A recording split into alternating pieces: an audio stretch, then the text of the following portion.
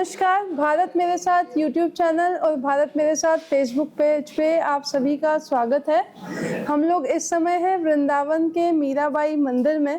Janmashtami special episode आपने हमारे YouTube पे देखा था और आप सभी ने बहुत प्रेम दिया था हमें।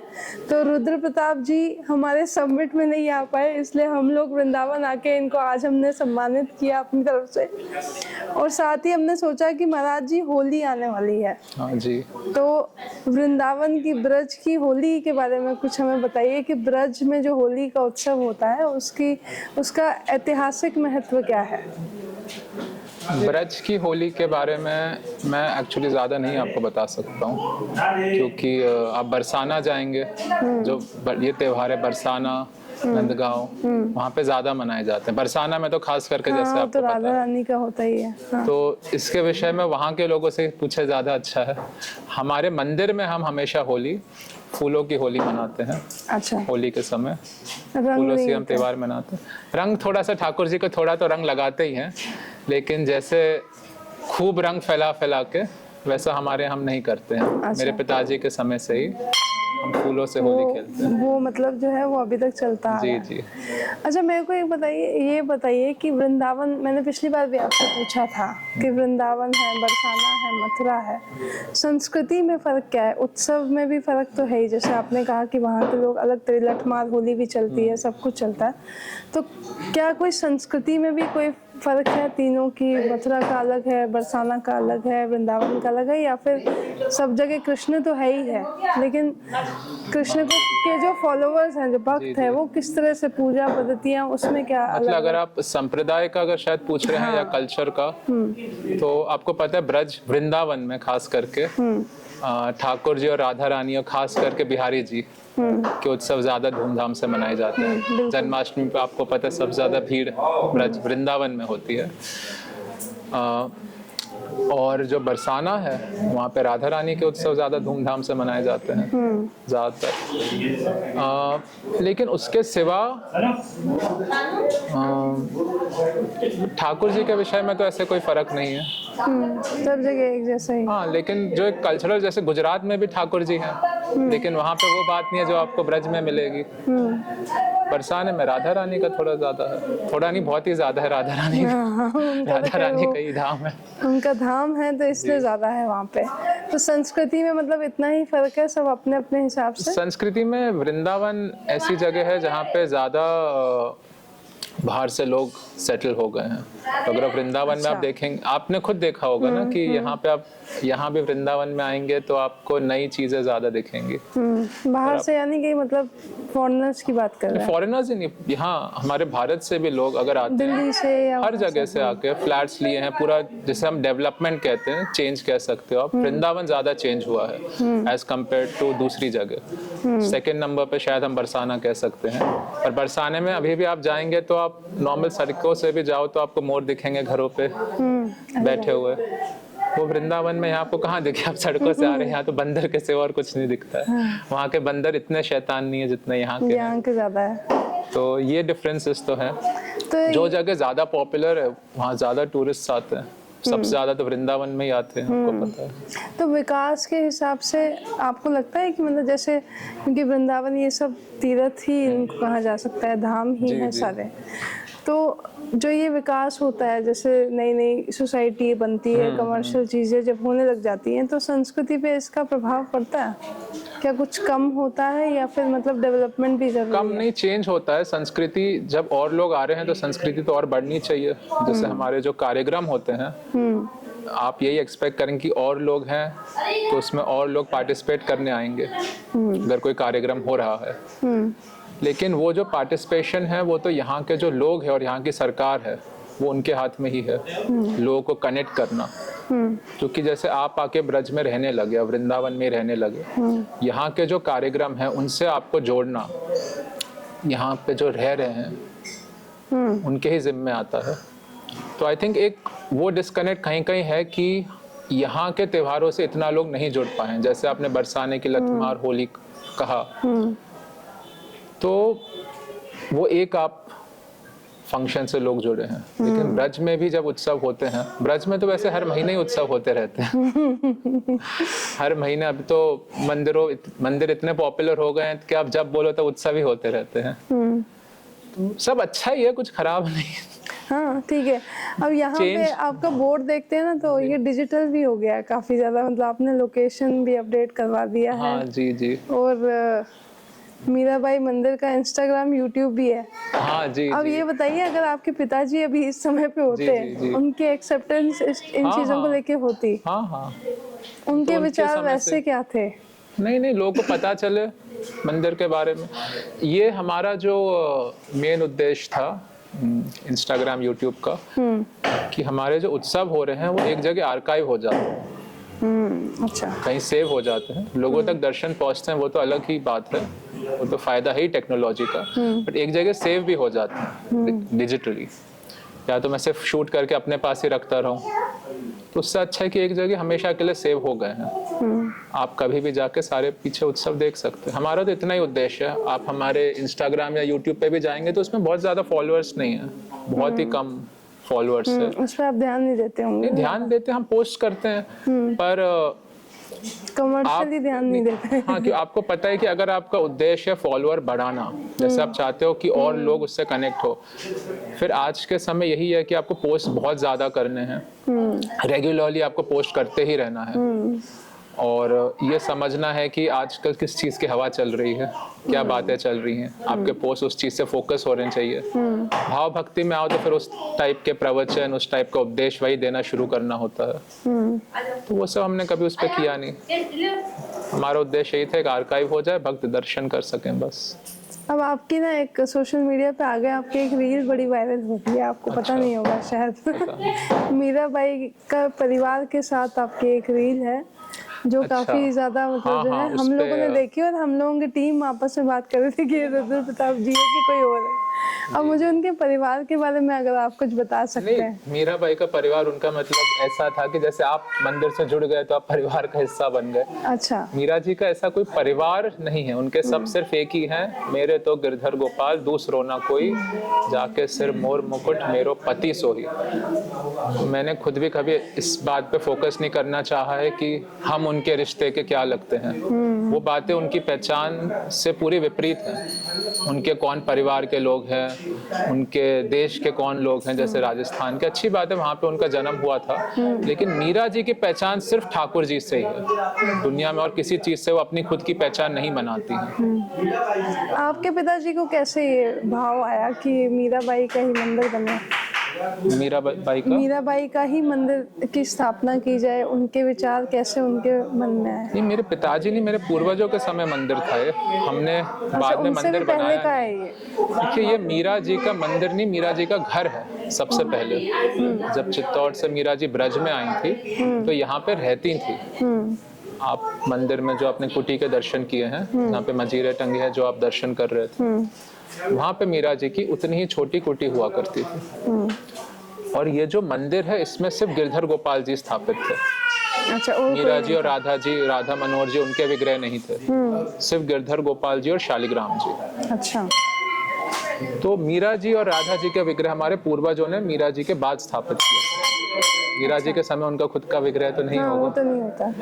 हमारे पूर्वजों ने बाद में स्थापित किए थे उनके विग्रह। शिव जी भी अंदर स्थापित है। अच्छा, शिव जी भी है। अच्छा, आपने ध्यान भी नहीं दिया होगा। ध्यान नहीं दिया मैंने। हमारे जो पूर्वज थे उनका नाम ही था शिव भक्त सिंह। अच्छा। तो शिव जी स्थापित है मंदिर में। दो जगह आप ध्यान से देखिएगा। अरे वाह, ये आपने पिछली बार हमें नहीं बताया, क्योंकि पिछली बार मेरे ख्याल से हम लोग ज्यादा बात मीरा जी पे ही कर रहे थे।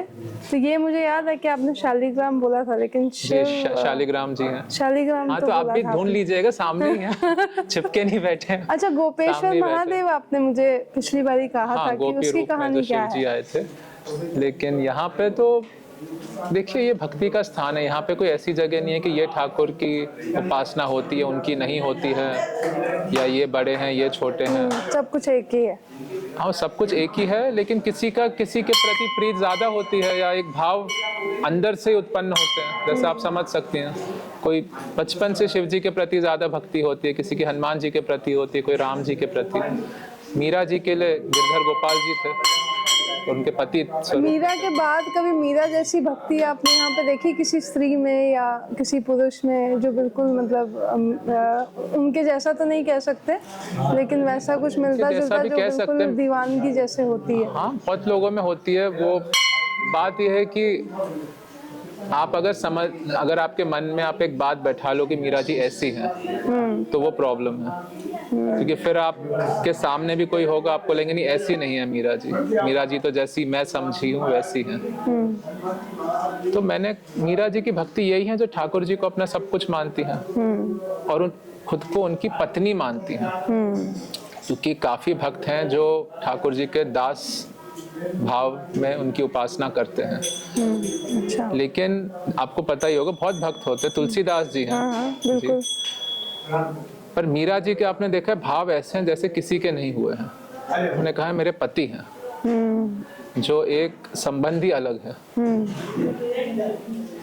खुद को भी ठाकुर जी की दासी कहती हैं, लेकिन सबसे पहले वो अपनी पत्नी ही मानती है। ये बात लोगों में आप कहीं भी लोगों से पूछो, चाहे कितना भी रिसर्च किए हो उन्होंने, कितनी भी रिसर्च की हो, कितने चरित्र सुने हो, पढ़े हो, आप उनसे पूछो मीरा जी के बारे में तो 10 बातें बताएंगे और इस बात से सब आगे ही चले जाएंगे कि ठाकुर जी की पत्नी है वो। अच्छा। मीरा जी ने अपने सिवा तो और कोई अपनी पहचान बताई ही नहीं है। जो आपको लाइन मैंने कहा, हाँ, उसके लेकिन सिवा हम लोग हम तो हिंदी साहित्य पढ़ते थे। हाँ, उसमें भी संत तो उन्हें कहा जाता है, लेकिन हाँ, वो ठाकुर तो जी संत के तो हम प्रिय ही बनाते हैं। हम बनाते हैं। ऐसा कोई संत रहा नहीं है जो जीते जी अपना सुन सके, आप उन्हें संत बुलाओ। वो तो आजकल का माहौल वैसा। हाँ, आप मेरी बात समझ सकते हैं। कोई आपकी भक्ति कितनी भी हो, आपको कभी पसंद नहीं होगा आपको लोग संत बुलाएं, आपको बोले अरे आप तो ठाकुर जी से भी बड़े, आप भगवान से बड़े, आपकी उपासना करने लगे। तो जितना मैं जानता हूँ संत ऐसे नहीं होते थे, आजकल होने लगा। अब आप बताइए कि संत कैसे होता है, क्योंकि आज का समय जो है वो बताने वाली चीज ही नहीं, वापस उलझन में फंस जाओगे। आप अपने भक्ति अपनी ठाकुर जी से मतलब रखो, बाकी सब संत है, सबको राधे राधे, सबके हाथ जोड़ो, सबको संत जैसे ही सबसे व्यवहार करो, लेकिन अपना जो मतलब है सिर्फ अपने ठाकुर से रखो। अच्छा, भक्ति पे आखिरी सवाल कि भक्ति पे अगर आप कुछ मतलब आज की पीढ़ी को समझाना चाहे कि वो अगर मतलब जैसे भक्ति करती हैं, जैसे आजकल तो डिजिटलाइज हो गया है सब चीज़ें शॉर्ट्स और रील्स में ही चली गई हैं, पर भक्ति असल में है क्या आपके नज़रिए से? जो आपकी दिल की आवाज़ है, केवल वो, मतलब जो आपके मन में आए, जो आपका दिल कह रहा है, आपके मन का भाव हो, जो आपका दिल कह रहा है, बिना किसी से सुने, बिना किसी से समझे, बिना किसी रोक टोक तो लोग करेंगे, लोग का काम है, लेकिन जो आपकी दिल की आवाज़ है, मुझे वही दिखता है वो बिल्कुल असली भक्ति है, क्योंकि वो सिर्फ ठाकुर की आवाज़ है। यहाँ भी मैंने देखा है कि अगर भक्त आते हैं, लोगों ने कहेंगे अज्ञानी है, कुछ है, वो ठाकुर जी के प्रति अगर सामने दंडवत प्रणाम भी करने जाए तो 10 लोग रोकने आ जाएंगे, ऐसे सीधे नहीं करते, तुम इस ओर से करो, या कोई औरतें दंडवत प्रणाम नहीं करोगी। पर उस समय उसके मन में जो भाव आए थे वही असली भक्ति है। और आप देख सकते हो कई मंदिरों में सब लोग आपको रोक टोक करने आ जाएंगे, ये आपका सही नहीं, यहाँ ऐसा करो, वहाँ वैसा करो, वो करो, तो ये बढ़ता जाएगा धीरे धीरे करके। तो मतलब हम ये कह सकते हैं कि ये जो हम लोग आजकल कहते हैं जैसे कलयुग है, आज का टाइम डिजिटलाइजेशन का है, लोग भक्ति की तरफ कम है, लेकिन मेरे विचार में शायद भक्ति वापस से जो है ज़्यादा उजागर हो गई है पहले से भी। क्या ऐसा हो सकता है कि अगर आप वैसे देखो तो लगेगा कि सतयुग भी इसके सामने फेल है, अगर ऐसे देखो तो ऐसा लग सकता है। लेकिन आप जैसे रिसर्च करते हैं, रिसर्च करिएगा कि कितने लोग दुनियादारी के पीछे एक्चुअली ज्यादा जा रहे हैं, कि अगर भक्ति भी अगर होती है तो कौन ज्यादा पॉपुलर है, कौन ज्यादा प्रचलित है। कल कोई अगर आ जाएंगे, वो जिस ठाकुर की उपासना कर रहे हैं वहाँ 1000 लोग, अगर 1000 के लाख लोग बैठ गए तो उसके पीछे गाड़ी चलने लगेगी। तो मैं वही समझा रहा हूँ कि लोग आगे ज्यादा जा रहे हैं, जिसको हम प्रोग्रेस समझते हैं, पर मैं उसे प्रोग्रेस नहीं समझ रहा हूँ। आगे जाना हमेशा प्रोग्रेस नहीं होता है। ठाकुर को तो आपने पीछे ही छोड़ दिया। जब मीरा जी कहती हैं मेरे तो गिरधर गोपाल दूसरो ना कोई, वो दूसरे को आप समझो कि एक नंबर आप आगे चले गए, ठाकुर वहीं पे है, अब आप चले गए आगे पता करने। कहीं जाके किसी की बात सुनने लगे, कहीं एक रील से दूसरी रील से तीसरी रील से चौथी रील से। भटकना हो गया वो तो। भटकते बहुत ज्यादा हैं आजकल लोग, और भटकाने वाले भी हैं, क्योंकि सबका ही फायदा है जितने लोग 10 जगहों पे जाएं, 10 जगह वो मन तो है। लगाएं। भक्ति आपको करनी है, अंदर जाओ, सिर्फ अपनी दिल की आवाज सुनो, जो भी वो आपका दिल कह रहा है वही सत्य है।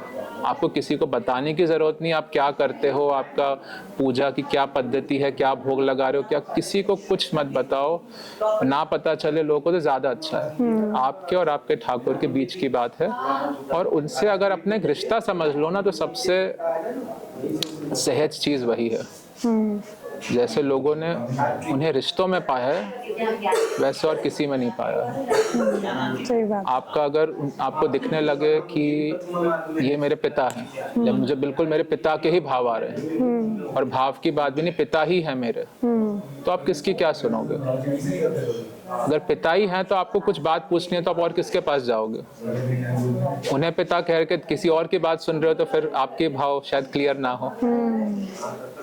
राधा रानी थी, है राधा रानी, रानी रुक्मणी है, वैसे ही रानी मीरा है, उनके पति हैं गिरधर गोपाल।